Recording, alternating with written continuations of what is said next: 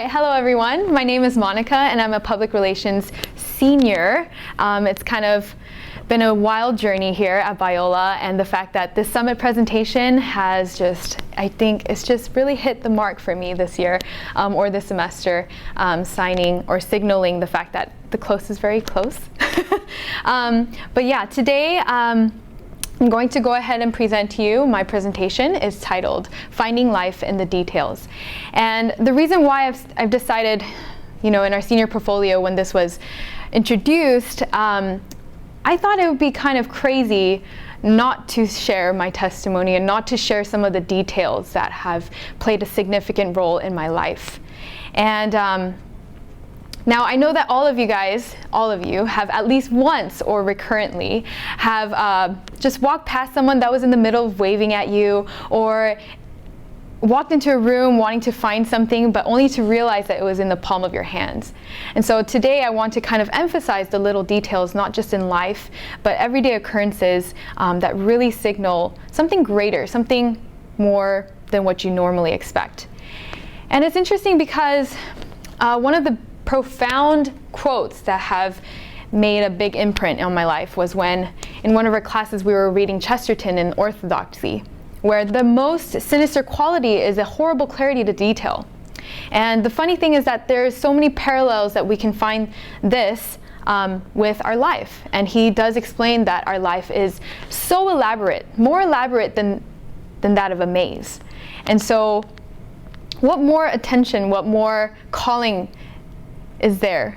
Because here he's actually talking about this in the context of mad men, saying that those that are not conscious of the details that are playing in everyday life it's just mad. And so, but the funny thing is that everybody tends to feel very intimidated by life. So especially the seniors today, if you ask them, how's everything going? I think the most common response would be, oh, life.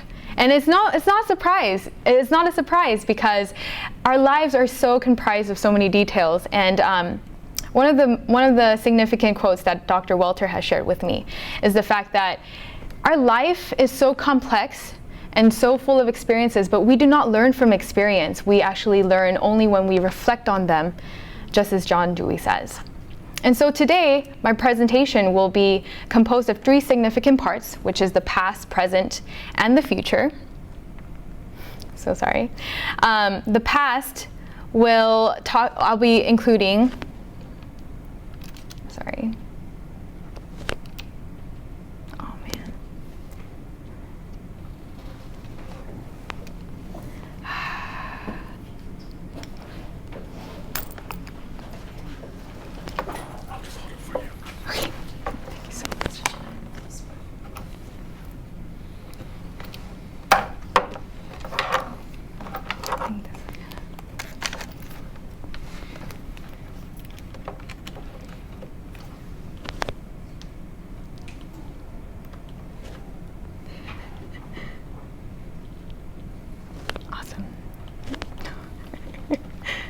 Thank you for your patience, by the way.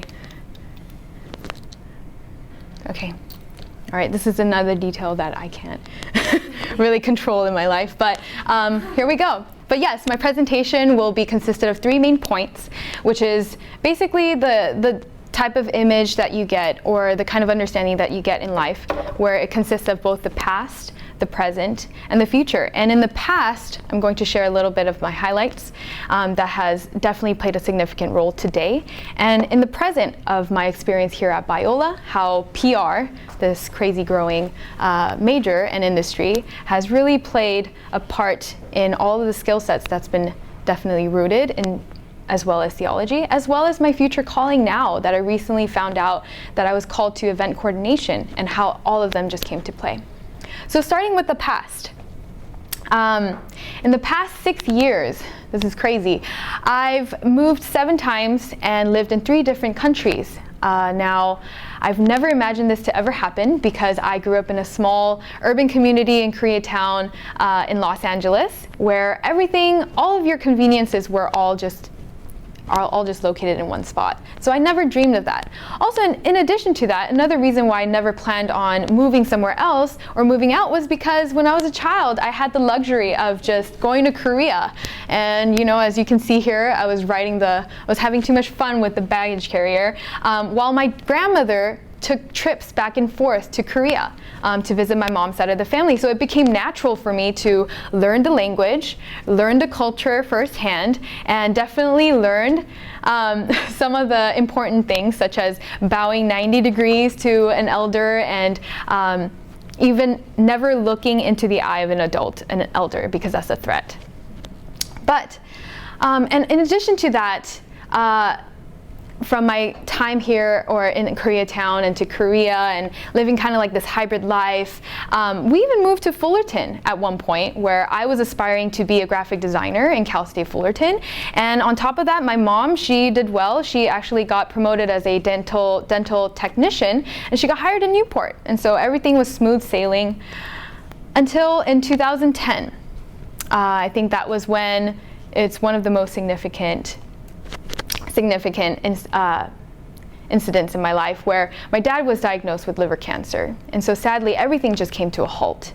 All of those details prior to that incident just came to question, and I didn't really know what to do. I didn't know where to go until the next day, shortly after, my parents say, hey, we're gonna move to Korea because your dad's Korean citizenship allows sustainable living for the rest of our lives, and also he gets the medical attention that he really, really needs. And so that's where everything just kind of was up in the air. I didn't know what to do until we made our move in 2011. But the crazy thing is, it was only now, I think in retrospect, that I can really truly say that Korea has definitely been one of the places where I've had the most experiences of new beginnings. Having my first full-time job, having my first time experiencing travel and learning about the culture as an adult. And so it's interesting because there was one subtle detail that was always in my mind, that was always reified by my grandmother, who was a big part of my life. And this is what she always said: there's no such thing as a mere coincidence. And so everything started to come into play, interestingly, in Korea, which is a place that I never imagined myself living in. And so it was there that, again, I learned family firsthand, both extended as well as a church family. I got to travel, like I said, culture, teach at a school where it was made up of 80% orphans, and it only had 55 students. But this was where I started to cultivate a heart, kind of like a servant heart, where I just really, all of the natural tendencies as an only child was constantly being pushed and constantly being refined and planted a new heart. Which brings me today in the present. Fast forward, so after those 2 years experience, and when God took my dad away in 2013, a lot of questions I've just been wrestling with. I wrestled with so many questions, and part of that brought me to Biola, where I was very naive. I never thought that there could be an institution where it integrated both theology as well as your profession, what you want to pursue. And so I think one of the terms that I could definitely describe my experience here at Biola is mind-boggling. I was introduced to new concepts, new theology, even a new major. I initially came in surprised as a comm major, but then meeting Dr. Kim, it was just all turned around. And it's interesting because public relations, just as my life has had a past, present, and future, I saw that the same exact details and the same things actually played into public relations. It also had a past where a lot of people manipulated and spun the truth just to get people's attention or the way that they wanted them to act. And also presently, where we had, or fairly recently, where we had Edward Bernays and Ivy Lee finally put foundation into the world or the major of PR or even the firm. And where it's now become and evolved into this values-driven approach where it strives for authenticity and things like that. And all of this, as challenging practitioners strive to embody this code of ethics that PRSA really sets out for us, it really does shape the future of PR, our reputation, our credibility, even as a team, and hopefully as an institution that's grown bigger, that grows bigger. And so, but one of the biggest takeaways for me as a student here in Biola, as a PR student, was that one of the phrases that have constantly been drilled in our heads is the fact that we should be a voice of conscience. And how do we do that? Is to be a peacemaker. So in light of all the theology that we have acquired as a Bible minor, is to be a peacemaker, which is synonymous to being the light in this world. And it's as simple as that. But at the same time, it takes pain, it takes effort. It always takes this consciousness that you should always carry. And I know that he's not a PR practitioner or a professional in that field, but my favorite artist is Lecrae. And he said this about peace. Peace doesn't mean you won't have problems, it means problems won't have you. And so therefore, you always just have to strive and be mindful of the details, the history, the past, present, and hopefully the future that you dream of. Which now brings me to the future. Of course, as I approach graduation, a lot of students, a lot of my friends ask me, what do you want to do? And they ask me, is it exciting? Is it nervous for you? And I think my answer is pretty much simple. It's both exciting and both nervous. It's just a mixed bag of emotions for me.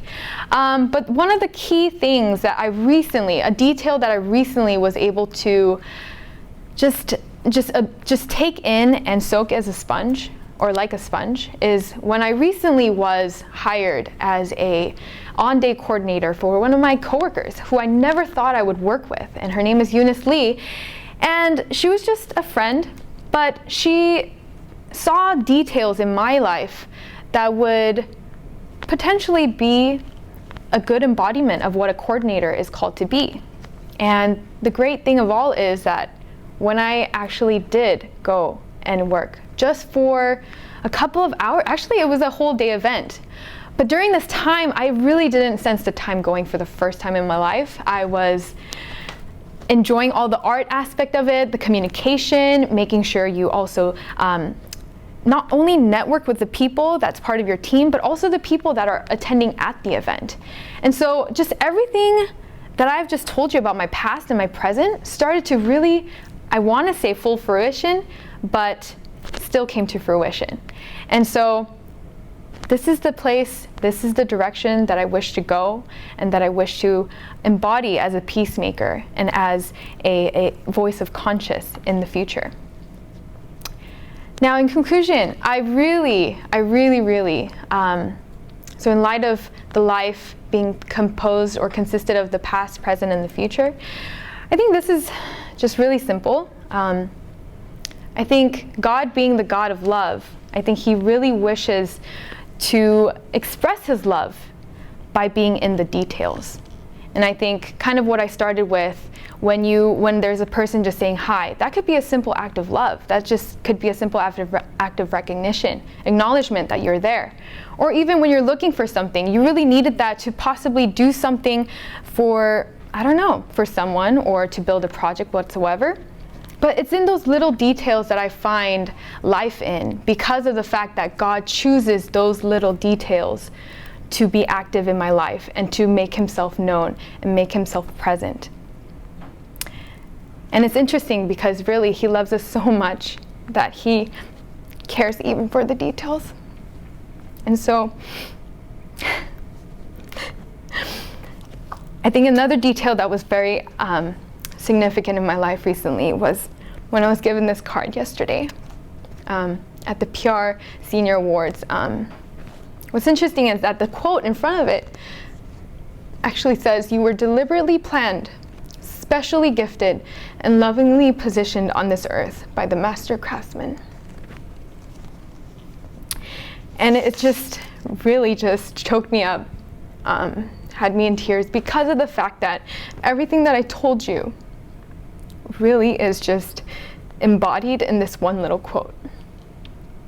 And I think what's mind-blowing is that God has the details in each and every one of your lives. And so as a PR practitioner, I think it's kind of mind-boggling to know that you all have this experience of the past, present, and hopefully the future that he has in mind for you. Thank you.